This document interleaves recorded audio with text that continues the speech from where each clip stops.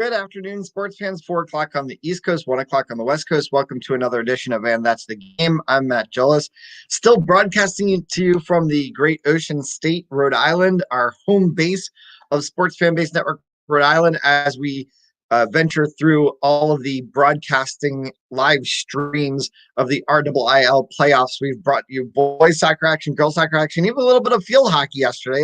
Little special treat. If you didn't get a chance to tune into any of the live streams, you can be able to check all those out. Just go to sfbnri.com and click either the live streams button in our menu bar, or you can even click the red watch live button. Even if we are not live streaming, it will take you to our on-demand menu and you can be able to see all the matches we've been covering on demand. We come on air today with a breaking news story involving New York Mets second baseman Robinson Cano, who has been suspended by Major League Baseball for the entirety of the 2021 season after testing positive for performance-enhancing drugs. This is Cano's second violation of the PED policy. He was recently suspended a few years ago for 80 games as in violation number 1. This time it is for the entire season in violation number 2. After he would become eligible after this violation would end at the end of the 2021 season in October, should he test positive a third time for performance-enhancing drugs, he would then be banned from baseball for life. To be said, as we have seen sometimes where there is a bit of mea culpa and restitutions and things get made in the Major League Baseball, as we've seen in the NFL, as we've seen in the NBA, has allowed some players at times to come back. But the bigger fact of the matter, the bigger story here is the fact that yet again, another all-star player who clearly has talent capable of being able to perform at the level that he's performed at without these enhancements has again been caught violating the policy and suspended for performance-enhancing drugs. It begs the question, why is it necessary for all of these players, all of these star athletes in so many different sports to simply find ways that they think are creative ways to get an edge over somebody else when you clearly have much more talent than anybody else? There is no possible way, if you look at anything Cano has done in his career, that you can discredit his talent. There is no way that if you look at things that Josh Hamilton did in his career, that you could deny his talent.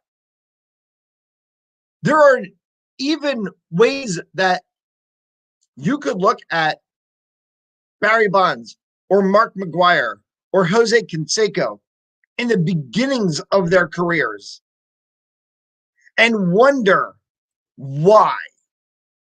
Because even where the testing protocols weren't what they were back then, you could tell that there was a dynamic shift that occurred with players like Canseco and Bonds and McGwire that allowed them the opportunity and the ability to go up from the level that they were.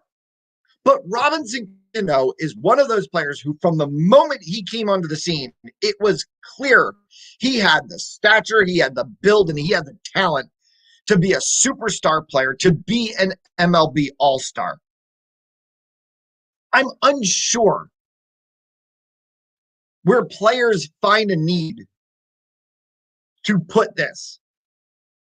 And they say countless times, well, I didn't know it was in this supplement that I was taking. I didn't mean to ingest this. I just took something that was given to me by a trainer. Professional athletes are anything but unintelligent. Sure, many of them might go right from high school into the pros, a la a LeBron James or a Kobe Bryant. Sure, they might exit out of college early to head into the NFL. Sure, they might exit college early to head into the NBA. Sure, they might take weak classes in college to focus on their basketball or focus on their football or focus on their baseball. But if you listen to any single player in professional sports, whether they graduated from college with some deep, thought-provoking philosophical degree or not, you can clearly tell that these players are anything but unintelligent. Many players in professional sports go on to create their own brands. Look at Steph Curry, Michael Jordan, Kobe Bryant, LeBron James.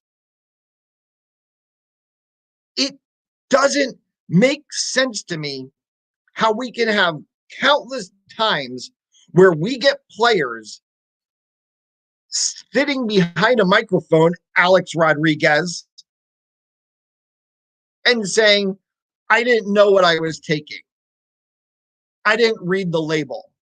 I just took it because my trainer gave it to me. Come on.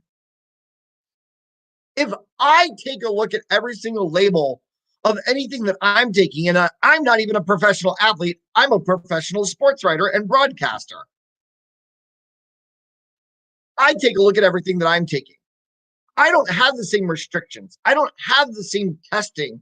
I don't have to deal with getting suspended for 80 or 162 games. I don't have to worry about getting my life taken away from me. Now, granted, I'm going to say this to clarify my last statement. I don't do drugs. I never have done drugs. I never will do drugs. And performance-enhancing drugs are ridiculous because why do you need to take something like that if you are a world-class athlete? You have other ways of establishing your dominance. But to sit there and claim unintelligence is mind-boggling. We have seen too many times in too many sports, whether it's baseball, basketball, hockey, football.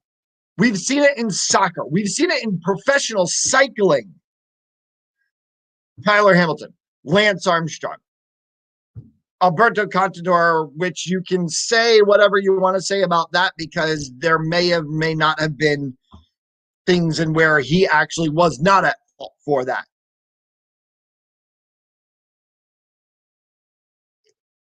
I am now to a point in 2020, in the final quarter of this year, going into 2021, when we've seen so many times of players getting suspended and banned for performance-enhancing drugs. How in the world am I sitting here on November 18th of 2020 talking about a Major League Baseball player getting suspended for the entirety of the 2021 season for performance-enhancing drugs?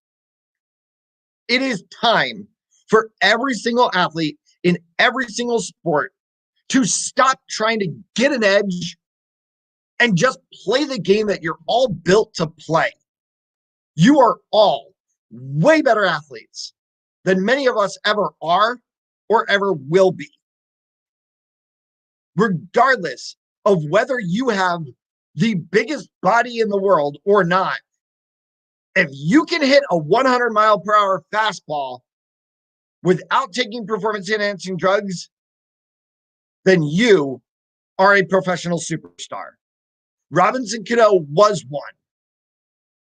Now that we've found out for a second time he's taking performance-enhancing drugs, I don't think we can call him that anymore.